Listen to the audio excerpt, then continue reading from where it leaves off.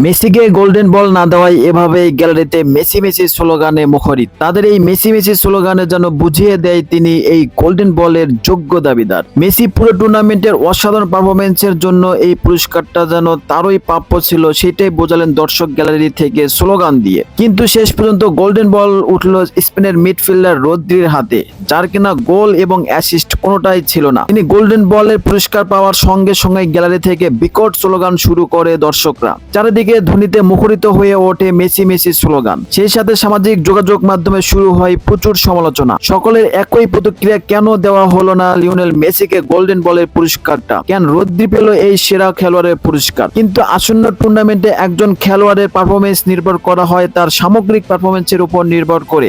সেখানে শুধুমাত্র গোল এবং অ্যাসিস্ট দেখা হয় না, মূলত আক্রমণ রক্ষণে সংযোগ তৈরি করে এবং প্রতিপক্ষের আক্রমণ ভেঙে দেওয়ার কাজ করেছেন দারুণ দক্ষতা এই রদ্রির। তার উপস্থিতিতেই স্পেন পুরো টুর্নামেন্টে মাত্র একটি গোল হজম করে বিশ্বকাপ জিতেছে। এই সাথে সাথে তিনি পুরো টুর্নামেন্টে সফল 650টির বেশি পাস করেছেন এবং উচ্চ গতি দৌড়ের সংখ্যা ছিলেন সবার উপরে।